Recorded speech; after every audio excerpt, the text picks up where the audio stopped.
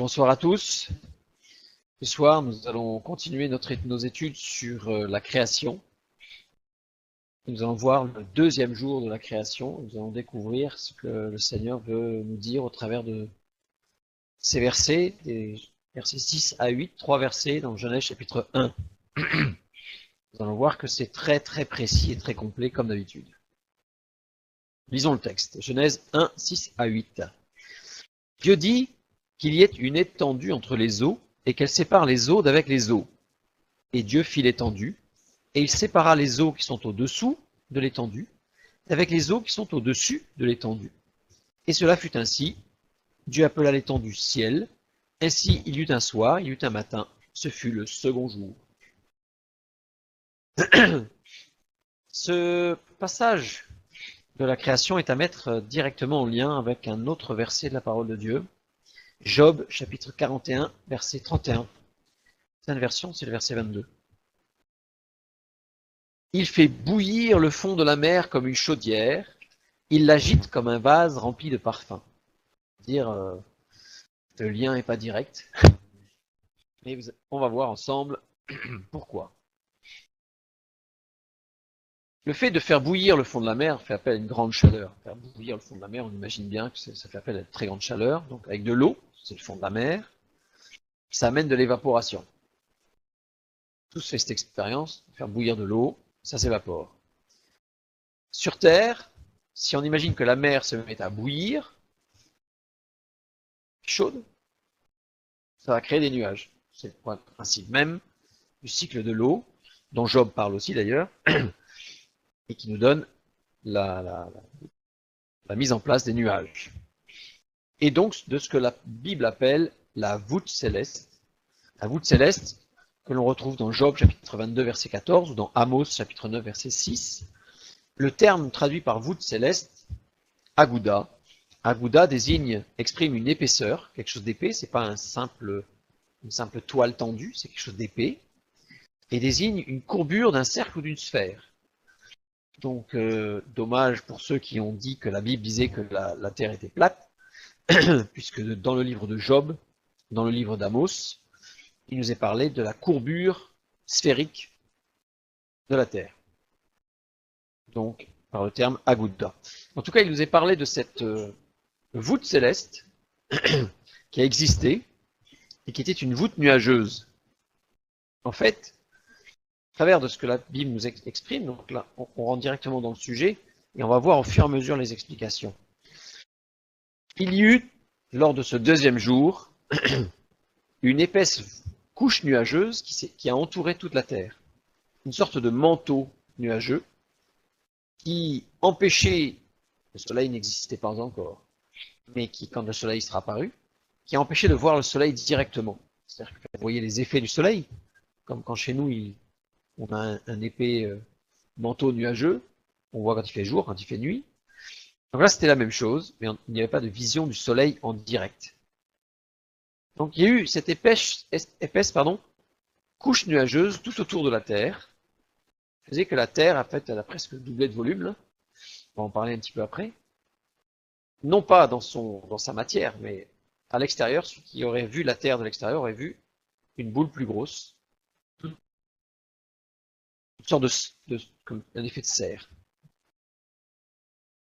Dieu fit l'étendue entre les deux eaux.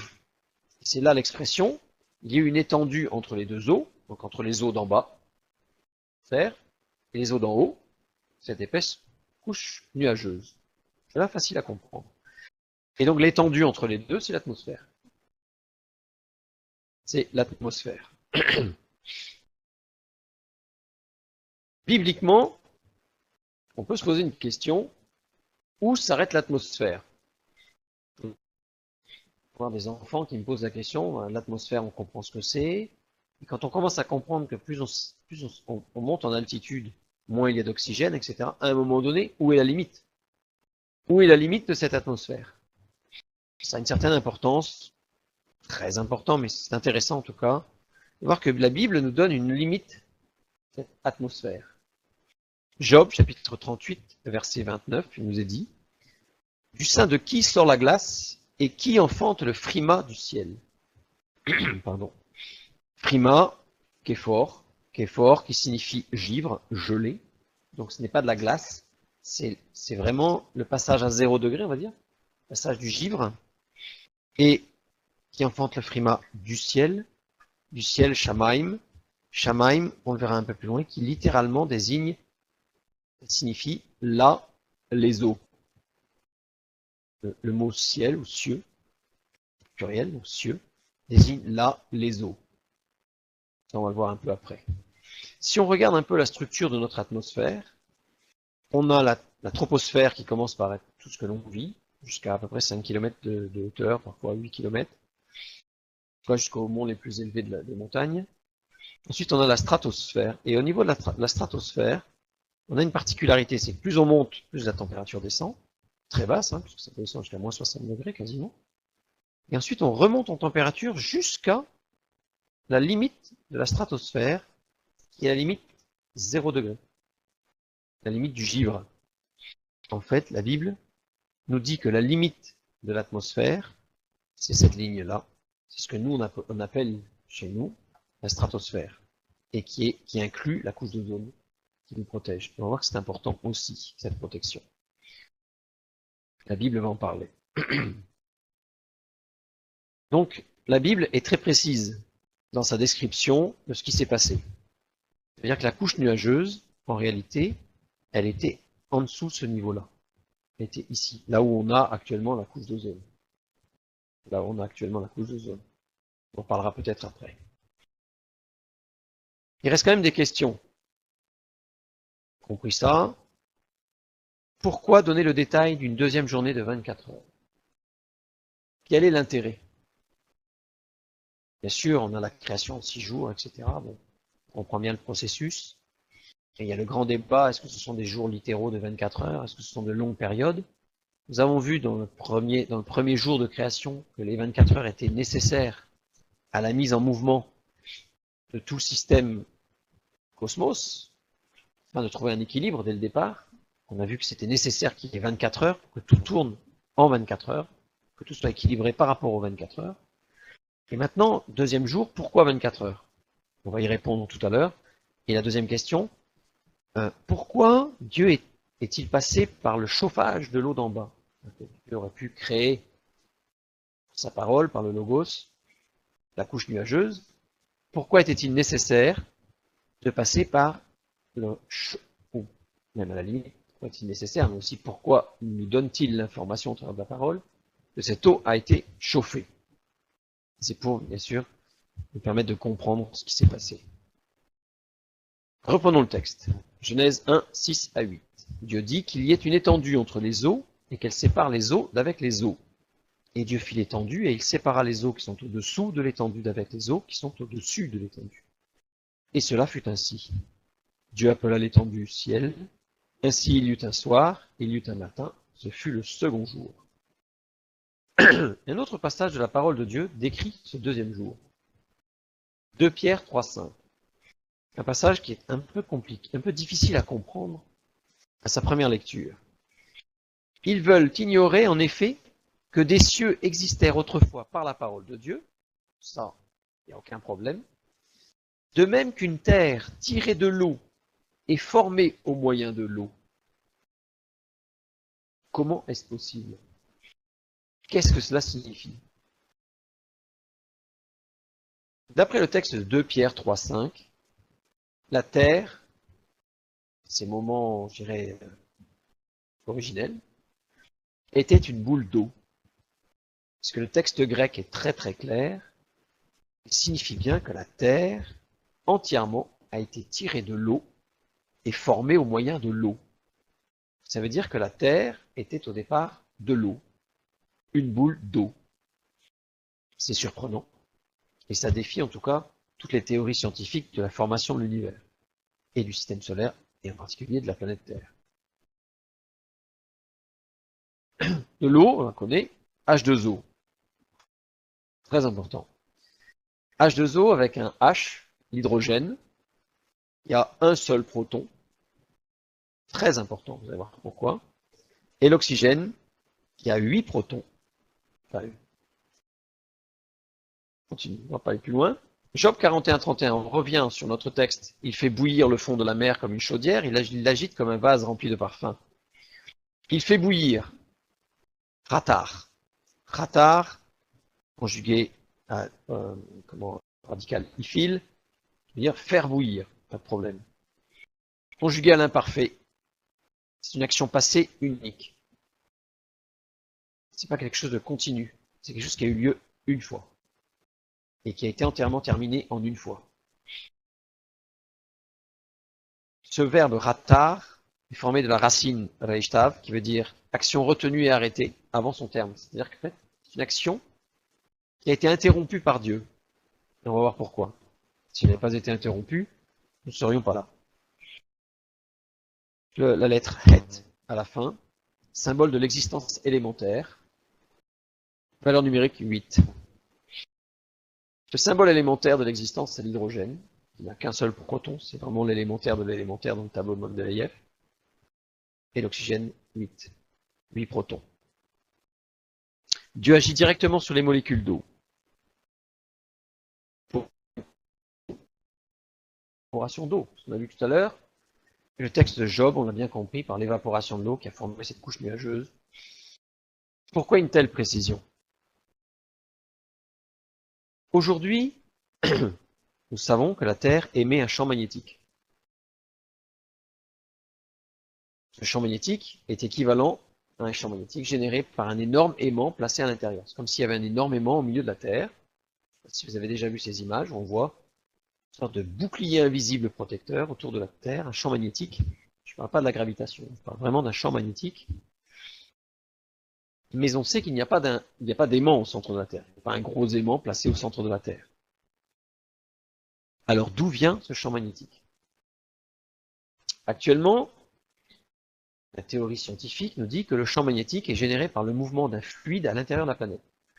Magma, la croûte, haut, ça s'appelle, qui tourne plus ou moins vite à l'intérieur de la Terre, avec un noyau, lui, qui serait fixe, ou qui tournerait peut-être même dans l'autre sens, un noyau ferreux. Et les mouvements de l'un sur l'autre créeraient un champ magnétique, tel un aimant, tel une dynamo, sur un vélo, un bobinage, et en tournant, ça crée un courant électrique, ce courant électrique créant un champ magnétique. C'est une théorie qui ne fonctionne pas pour plusieurs planètes du système solaire, puisque on sait que certaines planètes, on va en parler un petit peu après, comme Mercure par exemple, sont des planètes solides, qui n'ont aucun liquide à l'intérieur. Or, elles ont un champ magnétique. Donc, la théorie doit confronter à un énorme problème. Les scientifiques ne savent pas. On en parlera un petit peu après. On en parlera surtout lors du 4e jour de la création des étoiles, du Soleil, de la Lune et des étoiles. On verra ce qui s'est passé, quelles sont les théories. Mais en tout cas, ça pose un énorme problème. Et ça ne fonctionne surtout pas pour la Terre. Alors que c'est la Terre qui a servi de modèle théorique pour toutes les planètes. En fait, on est parti du principe qu'on avait compris pour la Terre, pour en déduire toutes les autres planètes. Or, ça ne fonctionne pas pour la Terre, et encore moins pour les autres planètes. Ça, c'est une citation d'évolutionnistes qui croient dans la théorie du Big Bang et de l'évolution, on va dire, hasardeuse de l'univers. Le mécanisme concernant la génération du champ géomagnétique demeure l'un des principaux problèmes non résolus en géosciences. Rapport de l'Union américaine de géophysique. Donc, qu'un pôle nord, un pôle sud, c'est pour ça qu'on a des boussoles et qu'on peut s'orienter, et que les animaux s'orientent d'ailleurs, plusieurs animaux, et ça crée des champs magnétiques qui sont, comme c'est représenté sur le dessin, qui font des boucles tout autour de la Terre et qui enveloppent la Terre. Il y a un problème encore plus important pour la science.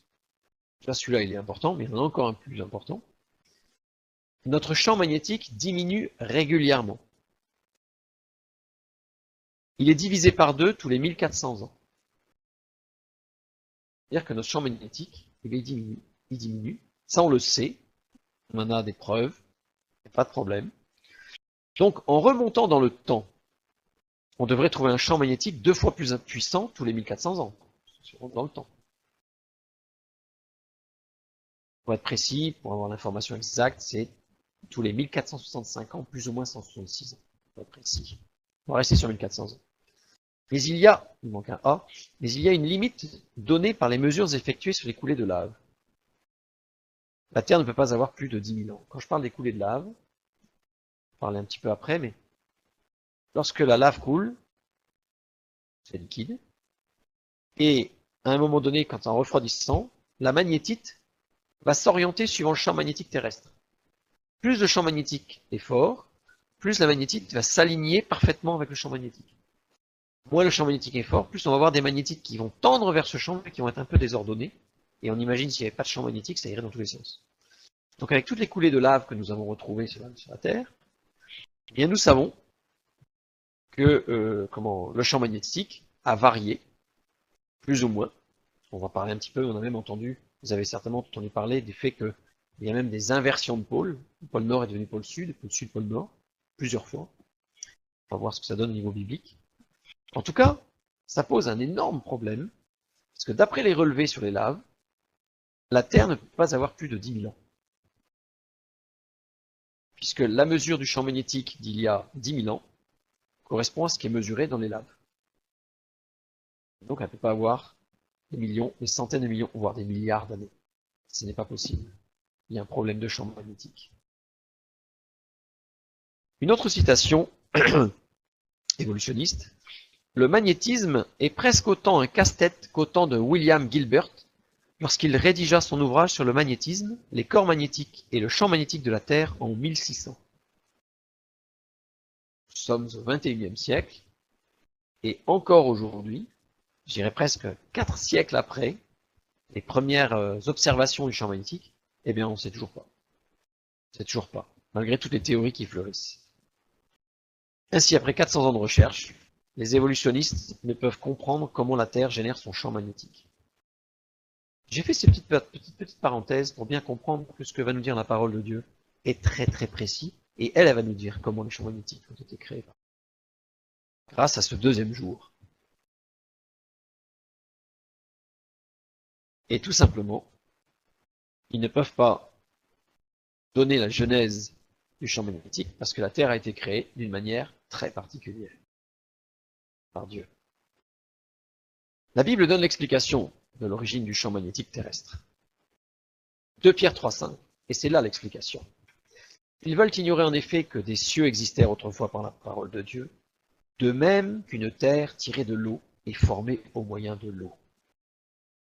Comme je le disais tout à l'heure, la Terre était de l'eau, formée d'eau.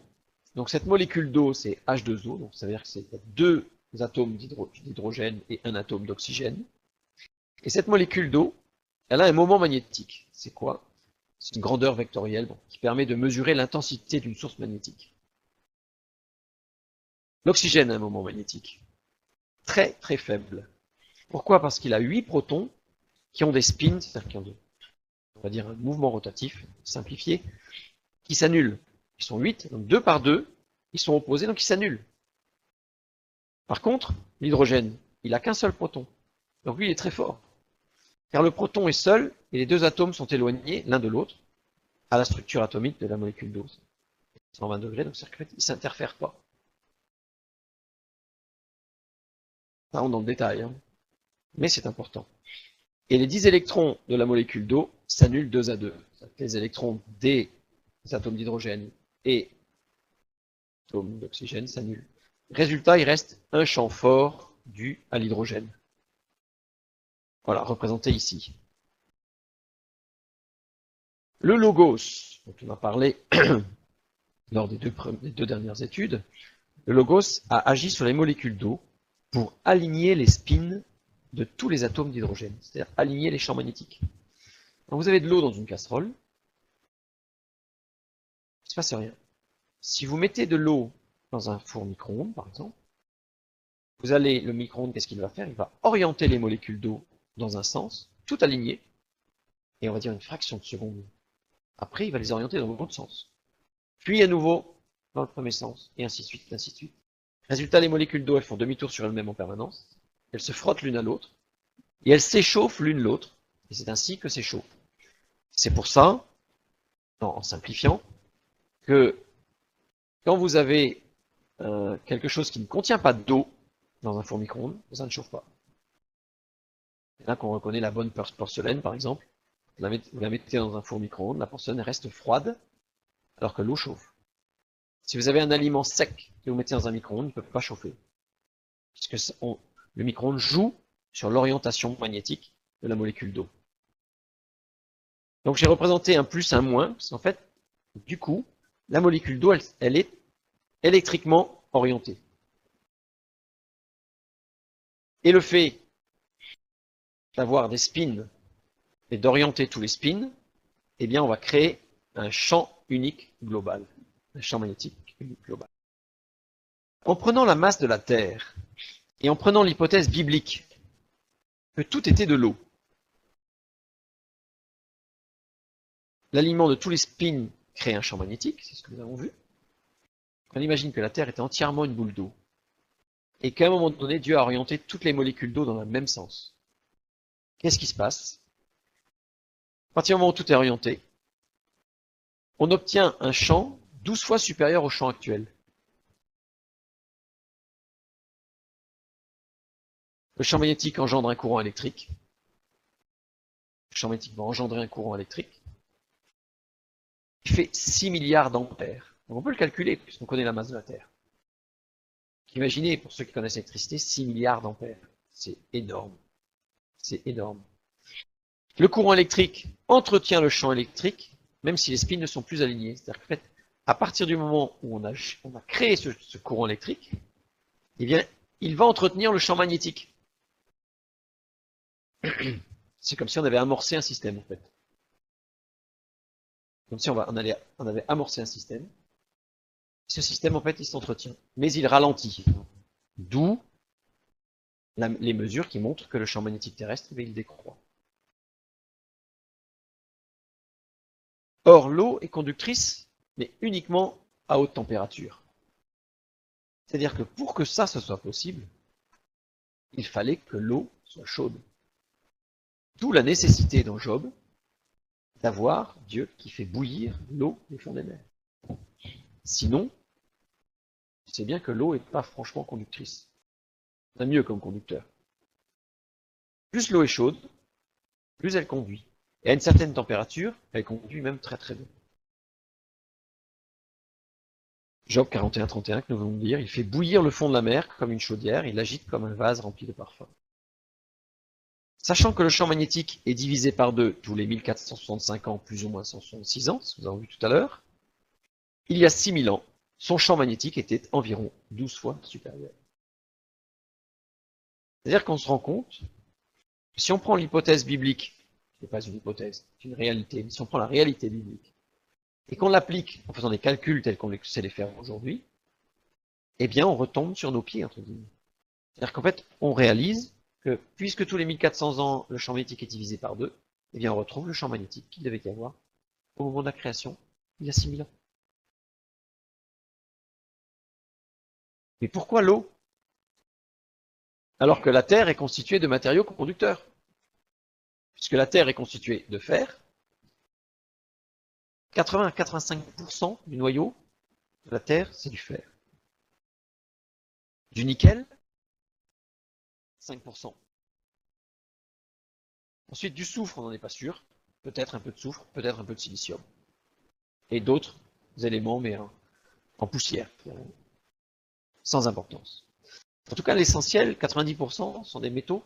C'est quelque chose qui est conducteur et qui peut supporter un champ magnétique. Les noyaux externes, 100% fer, nickel. Là, on a vraiment tout ce qu'il faut pour faire une dynamo. Mais l'intérieur de la Terre est très chaud. Entre 3800 et 5500 degrés. Chaud. Le fer a un point de Curie de 770 degrés. C'est quoi un point de Curie? Le point de Curie, c'est la température au-dessus de laquelle le matériau perd toutes ses caractéristiques ferromagnétiques pour devenir paramagnétique. C'est-à-dire qu'il n'a plus aucun effet magnétique. Vous prenez un aimant, vous l'approchez d'une tige en fer, la tige en fer va s'orienter vers l'aimant, et si vous chauffez la tige en fer, arrivé à une certaine température, l'aimant n'aura plus aucun effet dessus. des éléments ferromagnétiques, qui sont attirés par un aimant, à une certaine température qu'on appelle la température, le point de Curie, température de Curie, perd toutes ses caractéristiques magnétiques. Le point de Curie du nickel, c'est 354 degrés. Dans tous les cas, la température à l'intérieur de la Terre est supérieure au point de Curie de tous les matériaux connus. Ça veut dire quoi? Ça veut dire que la théorie de la dynamo, d'un mouvement interne à la Terre, d'un fluide, le magma, qui tournerait autour d'un noyau ferromagnétique, n'est pas possible. Et pourtant, dans tous les livres, dans Wikipédia, dans Universalis, partout, vous allez trouver que le champ magnétique terrestre est dû à cette rotation interne à la Terre grâce au noyau ferromagnétique, en faisant fi totalement du point de Curie qui est largement dépassé. Et là, quand on pose la question, alors j'ai vu une personne, un scientifique, à qui on avait posé cette question et qui a répondu « Ah oui, mais c'est parce qu'il y a des masses de granit et le granit est magnétique. » C'est extraordinaire puisque même si c'est vrai, le granit a une certaine rémanence magnétique, il faut d'abord le magnétiser. Il faut d'abord qu'il soit avoir un champ magnétique pour qu'il puisse lui-même transmettre un champ magnétique. Donc, les scientifiques, qui rejettent la parole de Dieu, sont complètement désarmés face à ce champ magnétique terrestre, qui, scientifiquement, ne devrait pas être, mais qui est. Fort heureusement pour nous tous. Donc l'explication courante du champ magnétique, justement, issue des matériaux ferromagnétiques, ne tient absolument pas. C'est impossible. Deux questions trouvent leur réponse ici. Pourquoi la valeur de E dans Jean 1.1? Vous vous souvenez? Je l'ai mis en petit ici. Nous avions vu que dans Genèse 1.1, si on prenait le nombre de lettres multiplié par le produit des lettres divisé par le nombre de mots multiplié par le produit des mots, on ne va pas rentrer dans le détail, nous retrouvions pi à une puissance supérieure, mais la racine du nombre était pi.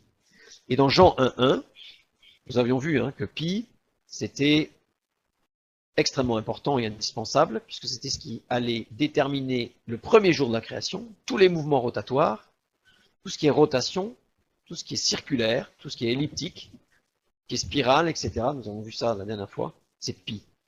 Et dans Jean 1.1, si on prend exactement le même mode de calcul, on y retrouve E, l'exponentielle, la base de l'exponentielle.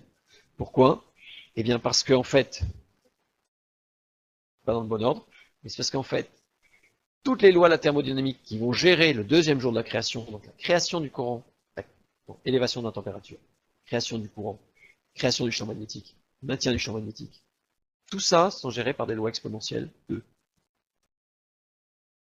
Donc dès le départ, ce que nous avions vu, Dieu a établi les lois de la thermodynamique.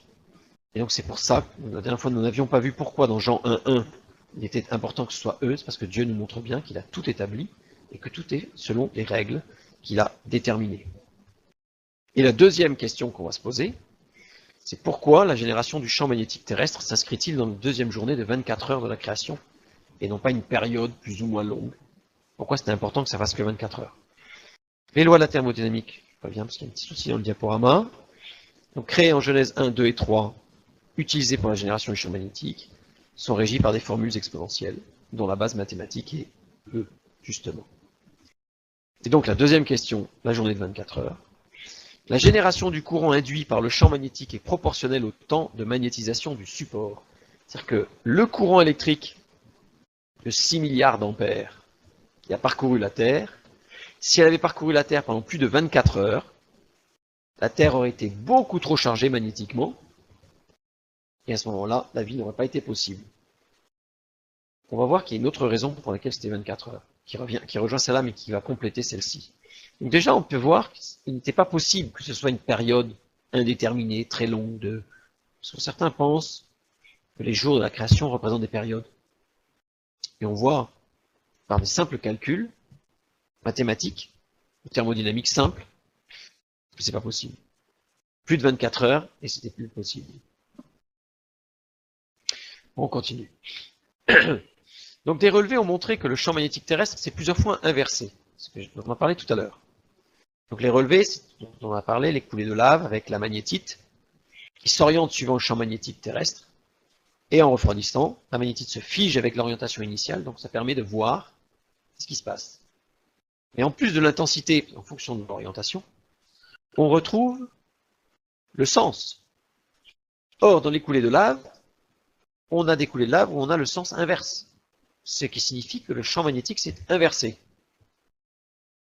Imaginez ce que ça peut donner si on inverse du jour au lendemain le champ magnétique nord-sud.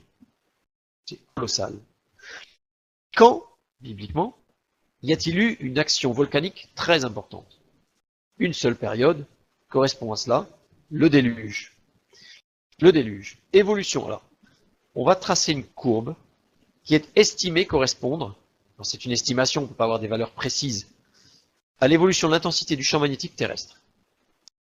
Donc, en vertical, on a l'intensité du champ magnétique. En horizontal, on va avoir le temps. À la création, on a un champ magnétique qui était très puissant et qui va réduire, comme on l'a dit, de 2 fois tous les 1400 ans, d'après une loi exponentielle, divisée par 2 tous les temps, une loi exponentielle inverse. Ensuite, on va voir une chute complète du champ magnétique terrestre au moment du déluge, avec des inversions du champ magnétique pendant la période du déluge, d'où la nécessité d'avoir un déluge qui a duré 1 an, évidemment, et non pas une semaine ou un mois. C'était pas un tsunami qui s'est retiré, c'était vraiment un déluge universel qui a duré au moins 1 an, avec l'inversion, voilà, toutes les semaines ou 2 semaines. Le déluge ayant duré 52 semaines, vous imaginez qu'il y a eu au moins 26 inversions du champ magnétique pendant le déluge. Ce serait une autre étude à mener, de voir pourquoi pendant le déluge il y a eu cette inversion. Peut-être qu'on en parlera à la fois prochaine quand on en parlera un petit peu quand Dieu a créé le sec. Je crois que ça a une importance, comment avec la théorie des plaques tectoniques. Pour l'instant, on va s'en arrêter là. Et ensuite, une remontée du champ magnétique pour finir. Donc voilà, à l'époque de Jésus-Christ, on peut estimer que ce soit le maximum de la remontée pour redescendre, pour retrouver notre fameuse loi exponentielle avec une décroissance naturelle. Tout ça, ça permet de justifier des relevés qui sont dans les laves. Et à ce moment-là, on peut tout recadrer par rapport à la parole de Dieu. Donc le refroidissement de la Terre, chauffé pour favoriser la génération du courant interne, suit une décroissance exponentielle inverse, okay, loi de refroidissement de Newton, ça s'appelle. L'intensité du courant interne qui dépend de la température, donc lui va décroître aussi suivant une forme exponentielle. La décroissance du champ magnétique terrestre suit une loi exponentielle inverse. Voilà. Un petit calcul. Je vais peut-être vous faire peur un peu, mais un petit calcul. Intensité du courant généré, on a dit que c'était 6 milliards d'ampères. L'effet Joule, c'est-à-dire la perte en chaleur, on la connaît, c'est RI carré multiplié par le temps. La résistance de l'eau pure, on sait que la résistance c'est 1,8 10 puissance 5 ohms. Ok. Avec tout ça, on peut calculer l'énergie libérée. 5,6 10 puissance 29 joules. Énorme, énorme. L'énergie de vaporisation de l'eau, on sait que c'est 2250 joules par gramme. Étant donné qu'on a une exponentielle inverse au niveau de la perte en joules aussi, on peut, alors ça va être un calcul approximatif, calculer combien d'eau s'est vaporisée lors du 2e jour de la création. Incroyable. Puisqu'on sait que ça fait 24 heures. Donc on peut calculer. Et on arrive à peu approximativement 1,5 10 puissance 10 tonnes. C'est-à-dire que ça fait 15 milliards de tonnes d'eau. 15 milliards de tonnes d'eau vaporisée en 24 heures. C'est intéressant, parce que si le 2e jour avait duré plus de 24 heures, eh bien, il n'y aurait plus d'eau sur la Terre. Pourquoi? Puisque, comme c'est exponentiel, il suffisait d'1 heure de plus, et on multipliait ça peut-être par 100, par 1000. Donc si on avait dépassé 24 heures, ben, il restait plus d'eau sur la planète Terre. C'était plus la planète bleue. C'est une planète sèche. Tout aurait été vapeur, la planète Terre serait devenue une gazeuse, comme Jupiter. D'où l'intérêt des 24 heures. Les champs magnétiques terrestres sont d'une importance capitale. On le sait aujourd'hui. Et ils devaient intervenir avant la création du Soleil. C'était impératif. Parce que quand certains nous disent « Ah, c'est complètement stupide de dire que la Terre a été créée avant le Soleil. » Parce que le Soleil, on sait bien qu'il est bien plus vieux que la Terre, de par la théorie évolutionniste de création de l'univers. Or, on sait que si le Soleil avait été créé avant la Terre, la vie n'aurait plus été possible. Pourquoi? Parce que le Soleil bombarde la Terre, et on en a des preuves par les aurores boréales, de rayonnement cosmique. Les aurores boréales, en fait, sont tout simplement des molécules d'air qui ont été ionisées par des rayonnements cosmiques qui sont très forte énergie, qui vont décomposer l'air, etc. Bon, on ne parle dans le détail non plus. Les aurores boréales, en tout cas, en sont des preuves, on le sait. Ces rayonnements cosmiques frappent la Terre à une vitesse de 1 600 000 km/h. Ça va très très vite. Et donc c'est très très violent, parce que c'est très énergétique. Le rayonnement cosmique a un impact direct sur l'eau. L'eau, H2O. Le rayonnement cosmique vient briser les liaisons hydrogène de l'eau. L'hydrogène s'évapore dans l'univers, et l'eau reste dans l'atmosphère. Et l'oxygène, pardon, reste dans l'atmosphère. Actuellement, malgré le bouclier magnétique, on a notre bouclier, parce que le champ magnétique existe, même il diminue, mais il existe, il disparaît de l'eau en suspension dans l'atmosphère. Il disparaît 142 040 km3 d'eau par an. Il disparaît de la Terre. Ce sont des estimations par la virgule près, mais ce sont des quantités astronomiques. Astronomiques. Regardons par rapport aux réservoirs d'eau qu'il y a sur la Terre. Les océans contiennent 1,350 milliard de kilomètres cubes d'eau. Les eaux continentales, 385 millions, j'arrondis, hein. Les glaciers, 27 millions de kilomètres cubes. Les eaux souterraines, 330 millions de kilomètres cubes.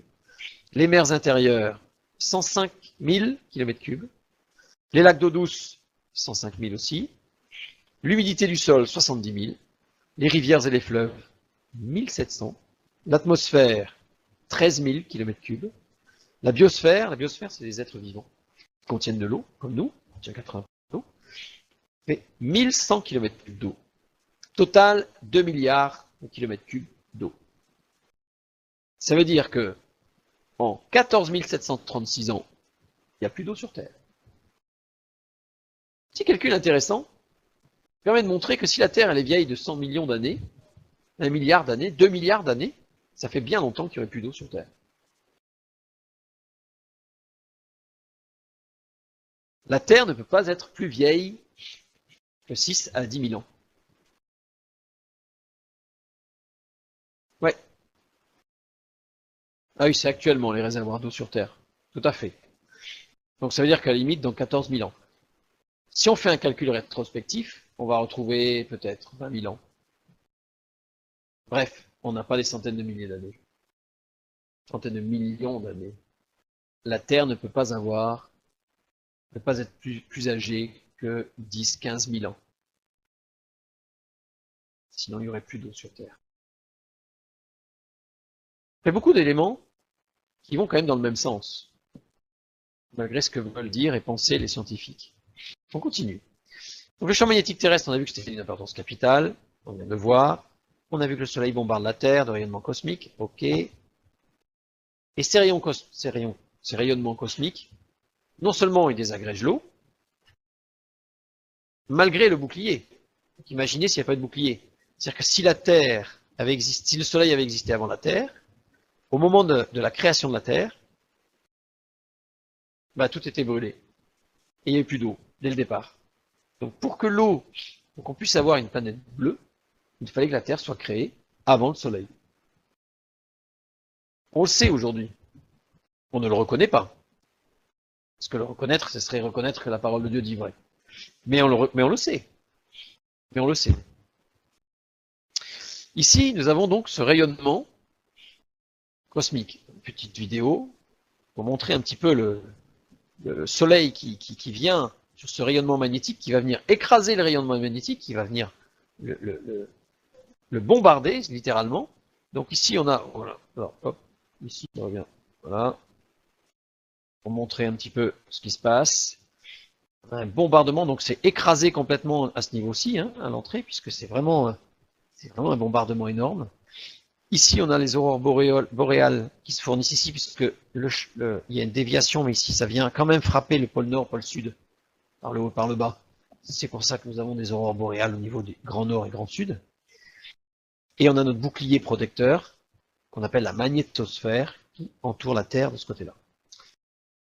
Reprenons notre texte Job, chapitre 41, verset 31, de tout à l'heure.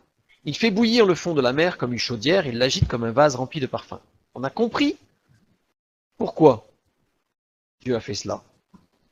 Maintenant, prenons le verset qui suit. Il laisse après lui un sentier lumineux, l'abîme prend la chevelure d'un vieillard. Il laisse après lui un sentier lumineux.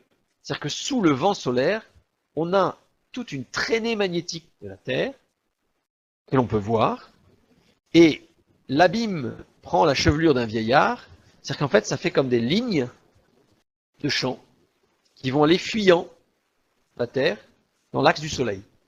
Donc on a une description de ce qui se passe au niveau, je dirais, spatial de la Terre dans les textes de Job, chapitre 41, versets 31 et 32. Job, c'est loin d'être contemporain au XXe siècle.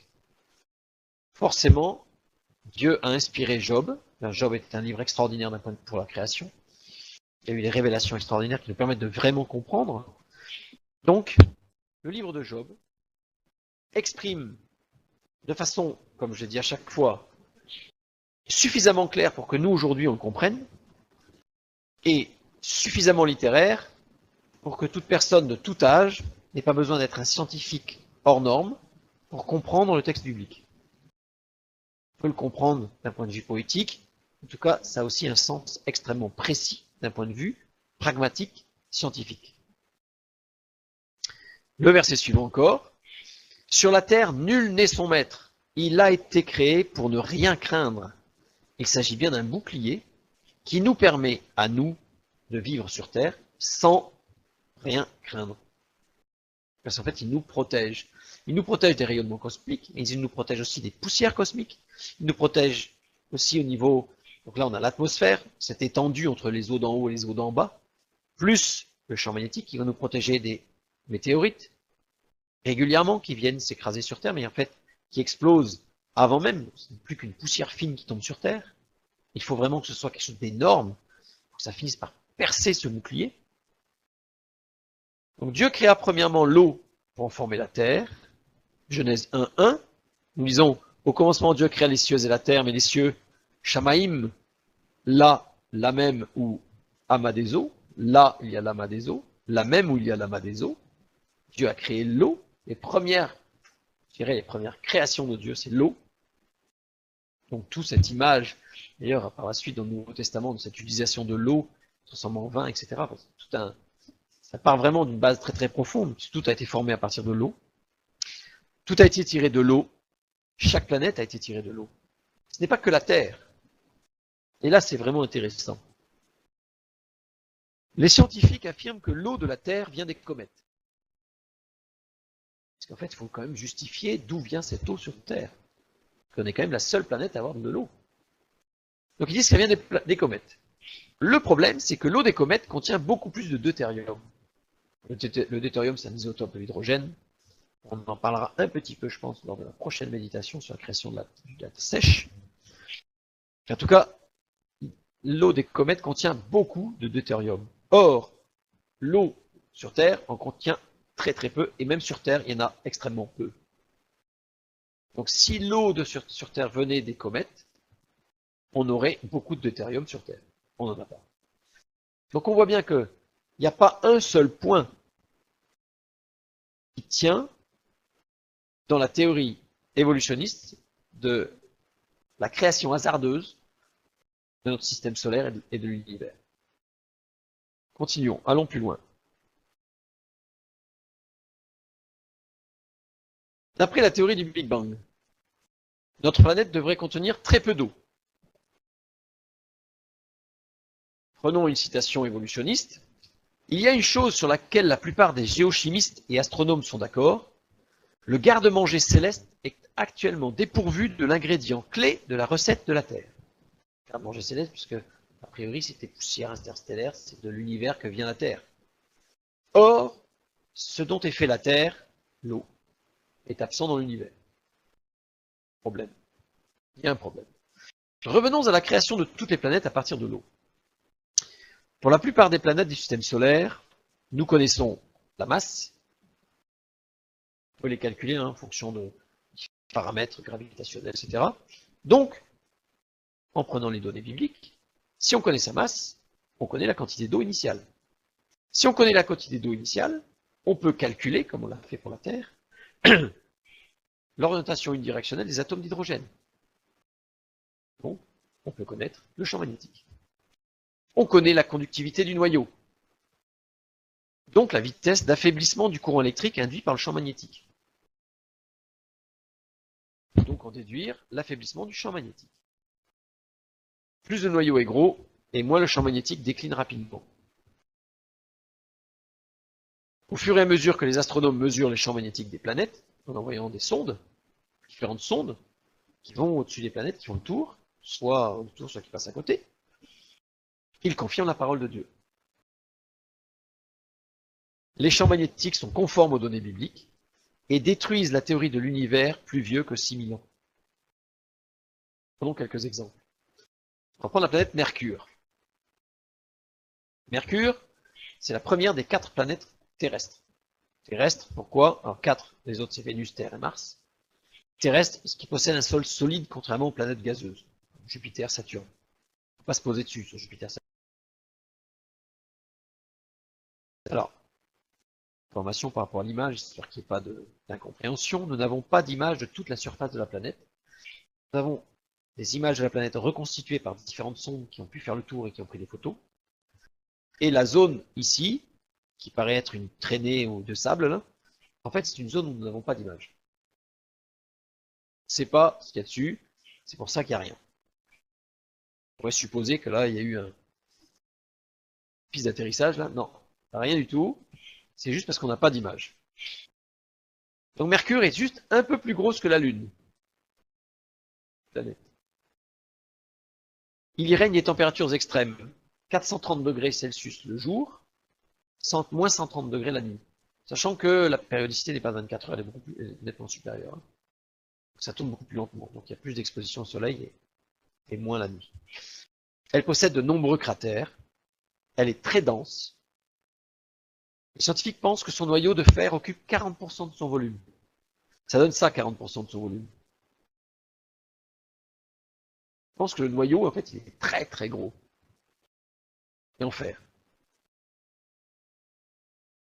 Alors, le fait qu'elle soit 40% du volume, c'est une information incertaine, ce ne sont que des calculs. Son champ gravitationnel. Et ce qu'on sait, par contre, c'est qu'elle est très dense. L'information est certaine. Et elle résulte, elle, du champ gravitationnel. On sait qu'elle est très très dense, très lourde.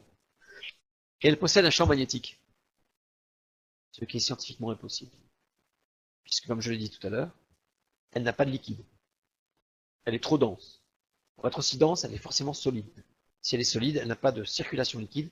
Donc la théorie de la dynamo ne fonctionne pas. N'existe pas. Pas possible. Sauf s'il y a une dynamo au cœur de la planète, vu que c'était pas possible. Il doit y avoir du métal liquide qui se déplace à l'intérieur. On a dit que c'était pas possible. Ce qui créerait un courant électrique et qui créerait un champ magnétique. La planète est si petite qu'elle ne peut contenir un noyau liquide. En fait, ça boucle. Donc elle doit contenir un mélange de soufre et de fer. Pour s'en sortir, dernièrement, ils se disent, ouais, mais c'est parce qu'en fait, ça ne doit pas être que du fer, d'ailleurs du soufre. Mais le soufre, c'est un élément léger. C'est-à-dire que la planète, à ce moment-là, elle est plus dense. Et en plus, d'après la théorie de la formation des planètes, ça on verra ça lorsqu'on étudiera le 4e jour, c'est impossible, puisque là, c'est des explosions, et les métaux lourds se rassemblent pour former les planètes, et les métaux légers se rassemblent loin du Soleil, c'est pour ça qu'on a des gazeuses, d'après la théorie, loin du Soleil. Et en appliquant les informations bibliques, qu'est-ce qu'on trouve? Formé à partir de l'eau, par le Logos, on y trouve Mercure possède un champ magnétique résiduel tel que mesuré. Il correspond exactement. Donc c'est la sonde Mariner 10 qui a pu mesurer en fait en 1974-1975. Mercure est une toute petite planète qui confond toutes les théories intelligentes, entre guillemets, de formation du système solaire. Ça me rappelle un verset, 1 Corinthiens 1, 27. Mais Dieu a choisi les choses folles du monde pour confondre les sages. Dieu a choisi les choses faibles du monde pour confondre les fortes. On a quasiment l'une des plus petites planètes du système solaire qui fait que toute la théorie échafaudée par les évolutionnistes sur la création de l'univers et du système solaire s'effondre. Petite planète qui fait s'effondrer une grande théorie. Dieu a choisi les choses faibles du monde pour confondre les fortes. Continuons. C'est notre exemple. Uranus. Uranus n'a plus de flux thermique. On le sait, quand on fait une observation aux infrarouges par télescope. Donc elle ne peut avoir de dynamo magnétique. Puisqu'elle n'a pas de champ magnétique. Donc elle ne peut pas avoir un liquide qui circule, etc., etc. Or, d'après les données bibliques, il doit y avoir un champ magnétique puissant. La sonde Voyager a confirmé l'intensité du champ. Là encore, la théorie scientifique s'effondre. Du coup, les astronomes ont modifié leurs prévisions pour Neptune. Neptune, qui est la sœur jumelle d'Uranus. Disant, bah, du coup, d'après nos calculs, il n'y a pas de champ magnétique, mais il doit y avoir un fort champ magnétique. Un champ intense. Comme le prévoient les données bibliques. La Bible, à chaque fois, c'est juste. Alors pour information, il y a encore quelques planètes dont on ne connaît pas le champ magnétique, mais d'après les textes bibliques, on peut déjà déterminer quel est le champ magnétique. Qui contredit évidemment les théories scientifiques qui disent non, ça c'est pas possible, nous on sait bien que c'est pas possible. Sauf qu'à chaque fois qu'ils ont dit ça, ils se sont trompés. Les prédictions données par la théorie des dynamos est empirique et aléatoire, ne donnent rien. Les données bibliques permettent des prévisions précises et répondant à la logique de la création de Dieu.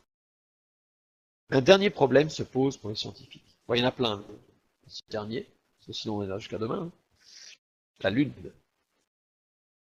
La Lune, les roches ramenées par les astronautes montrent un champ magnétique puissant dans le passé. Il n'y en a plus. D'après la théorie scientifique, elle n'en a jamais eu. Or, 385 kilogrammes, 385 kg de roches ramenées par les expéditions lunaires ont montré qu'il y a eu un énorme champ magnétique sur la Lune. Aujourd'hui. Et les roches montrent qu'il y a eu de l'eau, qui, d'après la théorie de formation de la Lune, est impossible. La Lune, on verra encore le 4e jour, aurait dû être formée, d'après les théories, par une explosion. En gros, ça se théorie de voir une petite planète sur la Terre qui aurait fait que le bout de Terre serait déchiré. C'est des grands calculs à la route. Ce qui est impossible selon les théories scientifiques de formation de la Lune. Il ne peut pas y avoir d'eau, ni de champ magnétique, ni jamais avoir eu de champ magnétique. Or, il y a eu les deux. Puisque tout a été formé à partir de l'eau, d'après les textes bibliques. Autre texte. Dieu dit qu'il y ait une étendue entre les eaux et qu'elle sépare les eaux d'avec les eaux, et Dieu fit l'étendue, et il sépara les eaux qui sont au-dessous de l'étendue d'avec les eaux qui sont au-dessus de l'étendue. Et cela fut ainsi. Dieu appela l'étendue ciel, ainsi il y eut un soir, il y eut un matin, ce fut le second jour. Dieu appela l'étendue Rakia. Rakia, c'est un mot qui est utilisé 17 fois, parole de Dieu, dont 5 fois dans Genèse 1, 6 à 8, le texte que nous venons de lire. Donc il reste 12 fois. Pas anodin, rien n'est anodin. De toute façon, dans la parole, donc s'il reste 12 fois, c'est parce que 12, il y a eu 12 apôtres, 12 tribus. 12, c'est la révélation de la puissance de Dieu. Il y a 4 mentions dans Genèse 1, 14 à 20, fois qu'il reste. 1, 14 à 20, c'est la création de la Lune, du Soleil et des étoiles. C'est pas qu'ils ont été créés dans l'atmosphère. Et dans ces 4 fois, Genèse 1, 14 à 20, le mot rakia est toujours associé l'étendue des cieux. Toujours. D'accord ? Alors que là, dans notre texte, c'est l'étendue qui est entre les eaux d'en haut et les eaux d'en bas. Donc, on verra, quand on étudiera le 4e jour, pourquoi. Et une autre fois, dans le psaume 19, verset 1, les cieux racontent la gloire de Dieu, et l'étendue manifeste l'œuvre de ses mains. L'étendue, c'est rakia. Manifeste, nagad, qui veut dire permet de comprendre, donner une explication, donc donne une explication. Donc, et l'étendue permet de comprendre ou donne une explication de l'œuvre des mains de Dieu, de la création, comme on vient de le voir ce soir. En fait, cette étendue, ce texte biblique, deuxième jour, permet de comprendre exactement comment Dieu a créé toutes choses. Nous avons d'autres expressions, les autres expressions qui sont utilisées. Ce verbe rakia, c'est dans Ézéchiel, chapitre 1, versets 22, 23, 25, 26 et chapitre 10, verset 1. Donc il est dit, il nous est donné une description de l'action des envoyés de Dieu, donc ce sont les animaux, les anges. On va pas rentrer dans le détail de l'étude du texte. Sous le ciel de cristal, cristal étant Kéra, glace. Donc sous le ciel de la limite, on a vu tout à l'heure dans Job, du givre, c'est-à-dire sous la stratosphère. Ça montre bien que Dieu agit non pas un peu au hasard dans l'univers, c'est que la terre est l'objet de toute l'attention de Dieu, et que toute l'action de Dieu et les envoyés de Dieu se situent là où l'homme vit. Pas là où il pourrait y avoir une petite bactérie peut-être sur une comète, c'est là où l'homme vit, sous cette limite que nous on appelle stratosphère, qui est la terre. La terre. Dieu agit sur la terre. Donc là, c'est toute la puissance de Dieu qui intervient. Alors, j'ai mis un petit bonus pour la suite, pour la page d'après, pour finir. On ne va pas rentrer dans le détail thermodynamique parce que c'est un peu complexe, mais c'est juste pour vous montrer le détail, la précision du texte biblique. Quel intérêt Dieu a-t-il de nous donner cette limite de la stratosphère? Bon, c'est intellectuellement intéressant. Mais pourquoi? Et en fait, si on regarde, si on prend une courbe, alors c'est peu compliqué, on ne va pas rentrer dans le détail, c'est juste pour voir les implications.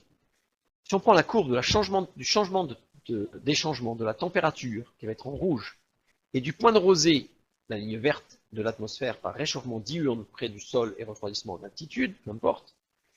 On a ici un mouvement, en fait, pour voir deux courbes entre refroidissement et réchauffement. À ce moment-là, on a la ligne jaune qui montre l'air qui est, qui rentre en convection, donc il peut y avoir des tempêtes, il peut y avoir plein de choses qui va se passer en fonction des températures. Mais ce que l'on remarque, c'est que la limite donnée par Dieu, limite où il y a le point de givre là, de la stratosphère, c'est celle qui ne varie pas, quelles que soient les variations en dessous. C'est-à-dire que quoi qu'il se passe, tempête phénoménale, on fait presque prendre un film hollywoodien sur des contextes climatiques extraordinairement apocalyptiques, cette limite, elle ne bouge pas. Et Dieu est toujours en dessous de cette limite qui ne bouge pas. Quoi qu'il nous arrive, Dieu est là.